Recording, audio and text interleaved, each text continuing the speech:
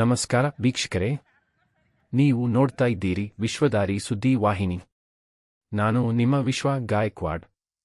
ಕರ್ನಾಟಕ ರಾಜ್ಯ ಅಕ್ಷರ ದಾಸೋಹ ಬಿಸಿಯೂಟ ತಯಾರಕರ ಫೆಡರೇಷನ್ ಹಾಗೂ ಎಐಸಿಟಿಒ ವತಿಯಿಂದ ಬಿಸಿಯೂಟ ತಯಾರಕರ ವಿವಿಧ ಬೇಡಿಕೆಗಳನ್ನು ಈಡೇರಿಸುವಂತೆ ಸರ್ಕಾರಕ್ಕೆ ಮನವಿ ಸಲ್ಲಿಸಲಾಗಿದೆ.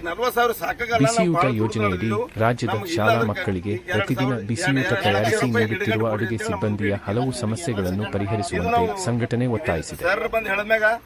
ಮುಖ್ಯವಾಗಿ ನಿವೃತ್ತ ಬಿಸಿಯೂಟ ತಯಾರಕರಿಗೆ ಪಿಂಚಣಿ ಕೊಡದೇ ಇರುವುದರಿಂದ ಜಾರಿಯಾಗಿರುವ ಇದಿಗಿಂದು ಹಣ 40 ರೂಪಾಯಿ ಬದಲಾಗಿ 2 ರೂಪಾಯಿಗಳಷ್ಟು ನೀಡಬೇಕು ಎಂದು ಆಗ್ರಹಿಸಲಾಗಿದೆ.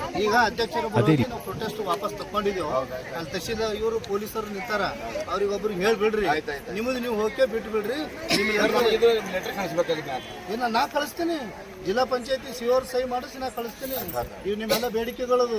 ಮತ್ತೆ ಇನ್ನೊಂದು ನೀವು ದಿನ ಸ್ಟ್ರೈಕ್ ಮಾಡ್ರಿ, ನಾವು ಬೇಡ ಅನ್ನಲ್ಲ, ಆದ್ರೆ ಅಧಿಕೃತವಾಗಿ ಮಾಡ್ತು ಬರ್ರಿ. ಸುಮ್ ಸಿಕ್ಕಾಗಿ ರೋಡ್ ಮೇಲೆ ಕೂಡ ಅಂದ್ರೆ ಬಹಳ ತಪ್ಪಾಗ್ತದೆ.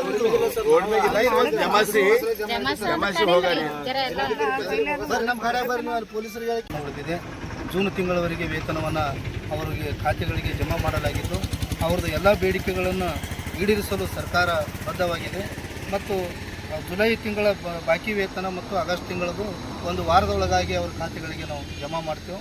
ಮತ್ತು ಈ ಮುಷ್ಕರವನ್ನು ಇಲ್ಲಿಗೆ ತಾವು ಕೈಬಿಡಬೇಕೆಂದು ಅವರಿಗೆ ಕೇಳ್ಕೊಳ್ತೇವೆ. ಮತ್ತು ಎಲ್ಲ ಸಿಬ್ಬಂದಿಗಳು ಮತ್ತು ಅಧ್ಯಕ್ಷರು ಕೂಡ ಮುಷ್ಕರ ಇಲ್ಲಿಗೆ ಕೈಬಿಟ್ಟಿದ್ದಾರೆ. ನಮ್ಮ ಬೀದರ್ ಜಿಲ್ಲೆಯಲ್ಲಿ ಯಾವುದೇ ರೀತಿ ತೊಂದರೆ ಇರುವುದಿಲ್ಲ ಅನ್ನೋದಕ್ಕೂ ಕೂಡ ಈ ಸತ್ಯಾಗ್ರಹವೇ ಸಾಕ್ಷಿ ಇರ್ತಕ್ಕಂಥದ್ದು ತಮ್ಮ